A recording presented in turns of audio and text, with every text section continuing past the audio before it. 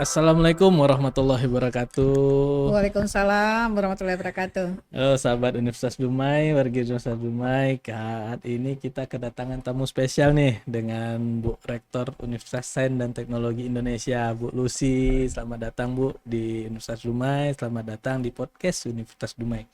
Eh, Bu Lucy ini merupakan Rektor Universitas Sains dan Teknologi Indonesia. Benar. Nih, luar biasa, rektor pertama perdana ya Bu ya. Mungkin perjalanan panjang ke Dumai saat ini kebetulan kita lagi ada acara SPMI. Nah, jadi mungkin ini pengenalan kita nih Bu Oke. dengan kawan-kawan di kampus. Nah, selamat datang. Ibu, jadi kita di perguruan tinggi karena Ibu rektor tentu kami ingin mendapat pandangan nih dari Ibu nih tentang pengelolaan perguruan tinggi. Mungkin dari Ibu dari sisi manajerialnya, pengenalan kampus, mungkin bisa dibantu Bu. Ya. Oke. Baik, terima kasih atas waktu dan kesempatan yang diberikan kepada saya. Pertama saya ingin mengucapkan salam ya, kalau kita sebut dengan salam peradaban ya. Salam peradaban. Salam peradaban karena kita kasih moto semangat berilmu untuk peradaban ya. Jadi kita dengan ilmu kita berharap kita semuanya dalam kehidupan dari tata cara, bicara, sikap itu selalu mengarah ke adab ya. Itu harapannya. Oke, baik kita mulai. Izinkan saya bercerita sedikit. Ya, saya mulai menjadi dosen itu di tahun 1994. Jadi begitu selesai S1, saya langsung mendaftar sebagai dosen, dulu namanya STEMIK Riau ya, STEMIK Riau. Selanjutnya pada 2023 ya, kami memberanikan diri ya untuk melakukan perubahan bentuk dari STEMIK Riau, STEMIK Amik Riau menjadi universitas. Kenapa saya lakukan itu? Saya melakukan itu karena saya percaya dengan sumber daya manusia yang ada di kampus STEMIK Amik Riau pada saat itu. Karena saya tahu tanpa mereka, saya tidak akan mampu berbuat sejauh itu. Karena kita tahu kekuatan kampus itu ada, cuma mungkin selama ini kawan-kawan tidak berani mengeksplor ya, atau misalnya tidak berani menampilkan kekuatannya, tapi dengan cara kita pancing untuk bisa merubah menjadi universitas, ternyata kekuatan dari teman-teman itu luar biasa di kampus. Dan saya sebagai waktu dimanahkan sebagai pimpinan di situ, kenapa kita melakukan perubahan bentuk dari sekolah tinggi menjadi universitas? Salah satu alasannya adalah begitu kita membuat networking, sign MOU dengan perguruan tinggi luar, mereka tidak mau sign dengan sekolah tinggi gitu. Karena mereka menganggap sekolah tinggi itu adalah college. Kalau di sana gitu. Jadi mereka hanya berhubungan dengan universitas ya. Makanya pada saat kita mengajukan kolaborasi terhadap conference internasional, itu mereka nggak mau karena masih sekolah tinggi. Jadi berdasarkan itulah kita kemarin salah satunya kenapa berniat untuk merubah dari sekolah tinggi menjadi universitas. Alhamdulillah di bulan Oktober kemarin International Conference pertama itu terlaksana, itu kerjasama dengan INTI International University Malaysia. Alhamdulillah ya, benar. Yang kita diikuti dari itu ada dari Filipina, dari India, Vietnam, Malaysia, selanjutnya dari Oman, itu luar biasa. Jadi memang kalau kita bilang kita sama ini berterima kasih kepada INTI International University yang sudah mempercayakan kita sebagai host institusi dalam pelaksanaan ini. Dan saya yakin juga kalau seandainya kita perguruan tinggi swasta ini kalau saling berkolaborasi, saling bersinergi, insya Allah kita bisa gitu ya melaksanakan kegiatan event-event yang lebih besar gitu. Karena selama ini kita perguruan tinggi swasta itu pasti terkendala di biaya. Kita nggak ada dana untuk itu. Bener, tapi kalau setiap perguruan tinggi atau setiap PTS yang ada itu saling bersinergi, saling berkolaborasi, itu mereka bisa melakukan event yang lebih besar dengan cara memberikan patungan-patungan gitu ya. Jadi yang tidak Iya. berkolaborasi. Jadi kalau yang sesuatu yang nggak mungkin ternyata bisa mungkin Iya, dengan cara benar. itu. Maka kalau saya gitu ya, terus terang saya selalu bilang sama teman-teman, maksud kita itu tidak bisa besar sendiri, harus besar sama-sama Benar gitu. sekali, Bu. Karena kalau kita swasta ini dengan cara inilah kita kuat. Kita kalau mengandalkan bantuan dari pemerintah itu nggak mungkin ya. Jadi kita harus berpikir kira-kira bagaimana sih pendanaan-pendanaan itu bisa datang dengan cara yang lain gitu ya. Jadi kalau kebanyakan orang kan selalu berpikir untuk melaksanakan event itu harus ada uang gitu ya. Iya. Harus ada uang sekian ya. Oh saya enggak gitu. Saya berpikir harus kegiatannya harus ada dulu gitu. Nanti uangnya kita cari gimana caranya. Sama-sama. Gitu. Gitu kalau saya gitu ya. Jadi makanya saya selalu dengan teman-teman di perguruan tinggi yang mau ikut berkolaborasi, yang ikut bersinergi dengan kami itu saya sangat appreciate sekali gitu. Jadi kita bisa melakukan event-event yang besar. Dan terkait dengan dosen, kita juga tahu bahwa dosen itu kan tidak hanya mengajar di kelas saja ya, karena dia harus berpikir kira-kira selain dia mengajar, dia harus melakukan riset-riset yang sifatnya inovasi ya, ada, dan itu riset itu tidak hanya bisa dikerjakan sendiri, tapi bisa lewat join dengan dosen-dosen yang ada di perguruan tinggi lain gitu. Nah, satu artikel atau satu riset itu bisa diklaim dengan beberapa perguruan tinggi yang Perguruan tinggi, ada ya. karena dari kolaborasi tadi Iya. gitu. Jadi kalau saya sangat ini kan tentang networking itu networking itu sangat penting. Networking. Nah Iya. ya, networking itu kalau networking itu kuat, insya Allah kita bisa gitu. Apapun insya Allah bisa gitu. Itu intinya Pak Intinya Sukri. Ya itu. ini nih Sri Kandinya Aptikom ya Bu. Luar biasa. Bu Lucy ini luar biasa. Sebentar udah di sana, di sini. Kemarin terakhir kita ketemu acara Pekanbaru, sebelumnya di Lampung juga Ya. rakor. Bu Lucy ini asok profesor kawan-kawan. Asok Profesor Dr. Luciana M.Com. Artinya sudah lektor kepala. Ya, Nah, ini Bu, alhamdulillah. mungkin bisa memotivasi lebih tip and trick kawan-kawan pada dosen Unidom, khususnya Universitas Dumai dan Riau umumnya, bisa memacu bagaimana nih tip and triknya, karena kita dapat bocoran dipermudah Bu ya. Iya. Gua udah mulai. Nah mungkin Bu silakan Bu, Oke. motivasinya lah untuk kawan-kawan termasuk saya nih Bu. Iya, oke, baik. Terima kasih Pak. Kalau saya memang termasuk telat ini ya Pak untuk LK ya. Tapi alhamdulillah cepat sadar gitu. Ternyata jabatan fungsional itu memang penting gitu ya kalau kita berkarir di dunia pendidikan itu. Salah satu triknya sebetulnya Pak terkait dengan kurikulum OB kita. Saya di mata kuliah saya dan ada beberapa dosen di kampus itu mata kuliah kita itu outcome-nya itu adalah artikel Pak. Jadi misalnya saya mengampu mata kuliah data science dan natural language processing. Maka proyek akhir mahasiswa itu akan dituangkan dalam bentuk artikel. Jadi mereka satu grup itu 3 orang nanti ditambah dengan dosen jadinya. Jadi kita setiap semester itu bisa 3 sampai 4 artikel yang diproduksi yang dihasilkan oleh mahasiswa dari proyek akhir di mata kuliah yang kita ampu gitu. Satu semester ada 3 atau 4 artikel yang akhirnya masuk di Sinta 3, Sinta 4, tapi mereka udah latihan Pak. Dan kita juga sebetulnya kita juga punya di kampus yang selalu memberikan semacam pelatihan workshop bagaimana cara kita publish di Scopus ya, publish di Sinta itu sering LPPM kita sering melakukan kegiatan itu, dan kita juga di bagian kepegawaian itu ada program yang kita sebut dengan program percepatan LK Pak. Jadi misalnya dosen-dosen yang sudah eligible yang dosen-dosen yang sudah eligible untuk LK kan itu sudah eligible, nanti kita tanya kendalanya kenapa dia nggak bisa LK.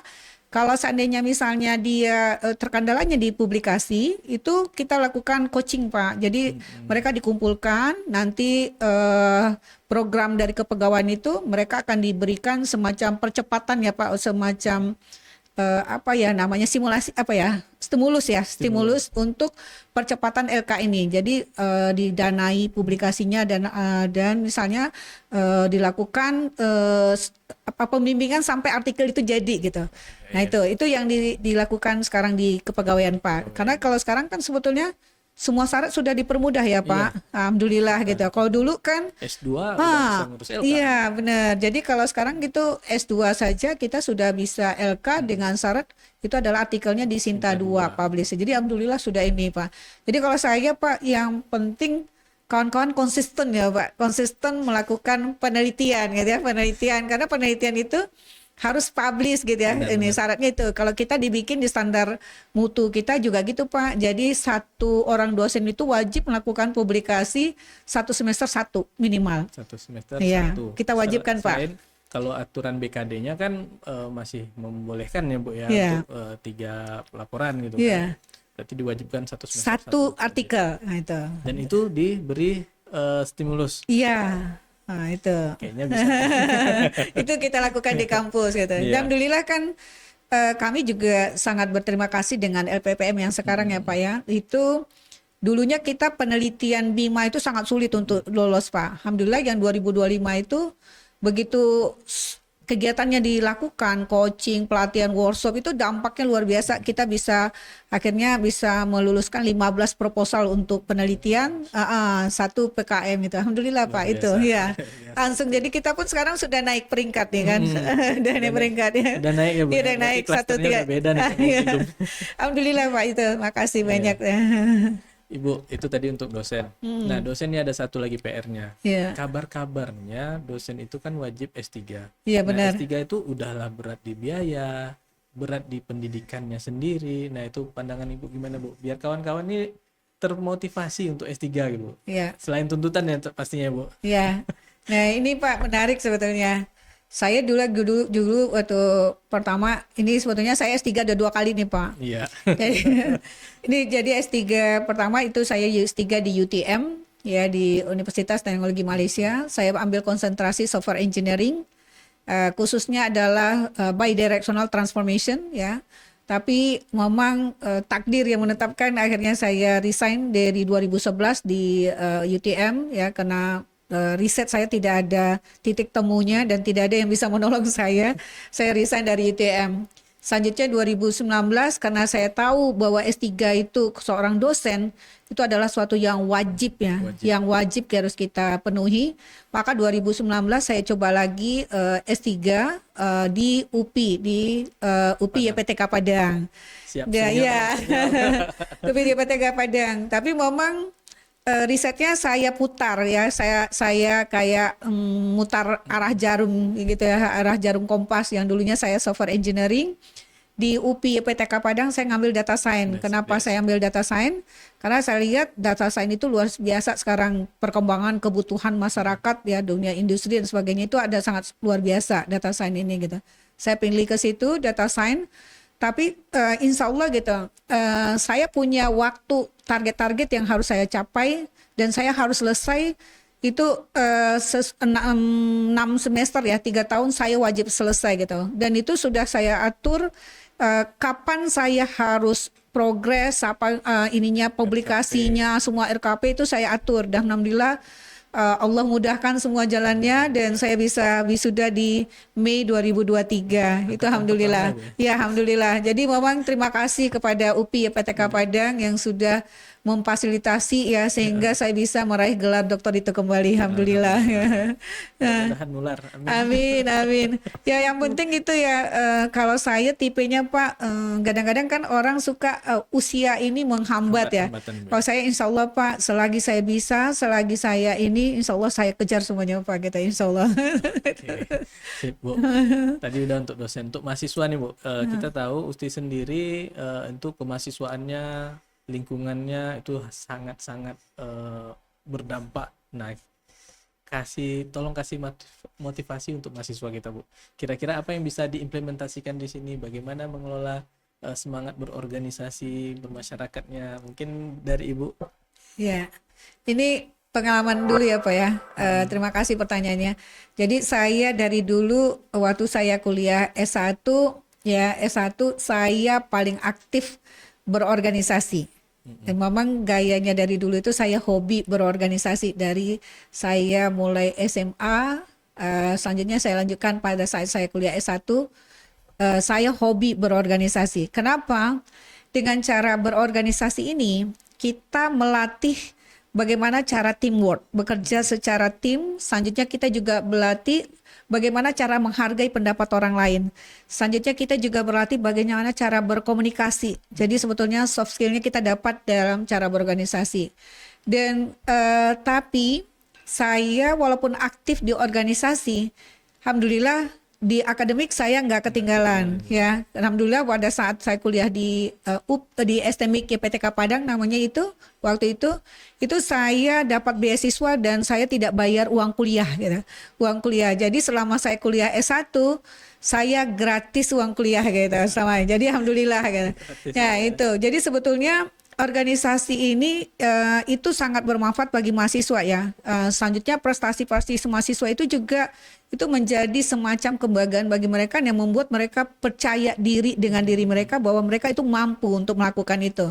Jadi kalau pesan saya ke mahasiswa yang ada di Unidum gitu ya, kita boleh berorganisasi ya, aktif dalam organisasi kemahasiswaan, tapi akademiknya jangan dilupakan karena wajibnya itu akademiknya gitu.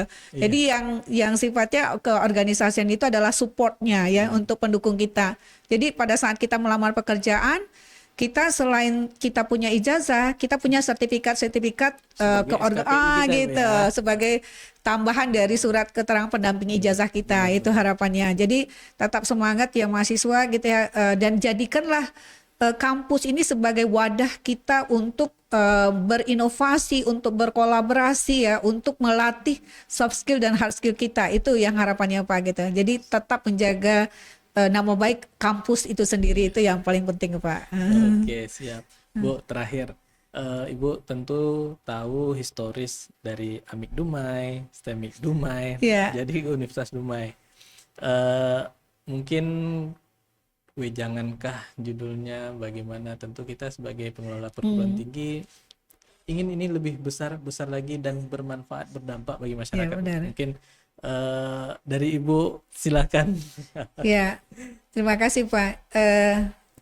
Sejujurnya saya kenal benar dengan pemilik kampus Universitas Dumai ini karena beliau saya sudah anggap adalah orang tua saya, karena juga beliau juga yang menerpa saya dulu di STMIK Riau ya, jadi STMIK Riau, dan sekarang beliau sudah berhasil ya mendirikan perguruan tinggi sendiri. Jadi dari Amik Dumai selanjutnya menjadi STMIK Dumai dan sekarang berubah menjadi Universitas Dumai.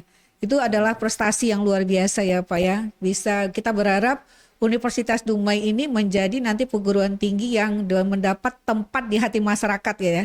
Jadi bertempat mereka melanjutkan studi mereka ke jenjang yang lebih tinggi. Jadi masa depan mereka itu mudah-mudahan bisa terwujud melalui dari Universitas Dumai ini gitu. Itu harapannya, dan apa kontribusi dari alumninya itu betul-betul punya dampak terhadap masyarakat di sekitar, atau misalnya bisa jadi secara nasional dan bahkan internasional. Itu harapannya. Dan yang paling penting bagi alumni itu tetap menjaga hubungan baik dengan Universitas Dumai ya Pak ya, sehingga lewat alumni juga nanti Universitas Dumai akan terkenal dari masyarakat sampai dengan nasional bahkan internasional. Jadi ada ikatan alumninya itu harus diperkuat Pak. Jadi dijaga hubungan antara ya, alumni yang ada di Universitas Dumai ini dengan akademik itu harus dipelihara dan dijaga dengan baik, karena mereka lah jalur promosi kita, tidak hanya nasional dan bahkan internasional. Itu harapannya Pak. Garda terdepannya alumni Bu ya. Benar kita. Jadi artinya dari tadi kita cerita nih semangat kolaborasi yang nomor satu ya Bu ya. Benar. Kolaborasi kita, walaupun mungkin Usti dengan Unidum prodinya sama, itu kita bukan saingan Bu ya. Benar. Kalau saya mitra Pak, sebutnya mitra. Jadi kalau misalkan ada yang merasa bersaing, sebaiknya kita ganti katanya mitra. Iya benar Pak. Seperti Bu Lucy bilang tadi, kita bisa pertukaran dosen. Benar. Jadi sedikit banyak kalaupun kita punya lebih, kita sampaikan informasi ke teman kita, Iya. kita kirim dosen kita ke Benar, sana. Jadi benar. dampaknya, apalagi kita Iya. Dikti Saintek ini Iya, berdampak, berdampak, ya. benar. Jadi memang benar-benar berdampak gitu Bu, ya. Iya, benar. Jadi kita sepakat bahwasanya kita tetap berkolaborasi untuk kemajuan Dumai, Iya, Riau, iya, Indonesia. benar, Ini, Bu, ya. benar, benar. Gitu ya Bu ya. Iya, setuju. Dan networking itu yang perlu menjadi yang luar biasa. Networking. Bu, closing statementnya Bu. Oke. Ya, saya sebagai insan dari pendidikan mengucapkan terima kasih kepada Universitas Dumai yang sudah mentajak acara ini dengan luar biasa, dan mudah-mudahan dengan langkah ini itu menyebabkan Universitas Dumai menjadi perguruan tinggi yang mendapat tempat di hati masyarakat dan bisa bersaing dan berdampak tidak hanya di nasional bahkan internasional. Ya, sekali lagi selamat untuk Universitas Dumai. Amin amin ya Allah. Ibu terima kasih banyak. Semoga Allah limpahkan rezeki, diberi nikmat sehat, dilancarkan Amin. segala urusannya dan bermanfaat bagi masyarakat umumnya Bu. Amin, Terima kasih amin, banyak. amin. Semoga di kegiatan-kegiatan berikutnya bisa ke Universitas Dumai lagi Bu. Amin. Terima Bu, kasih. terima kasih banyak. Ya, Ibu. sama-sama. Terima kasih. Ya, mari. Ya.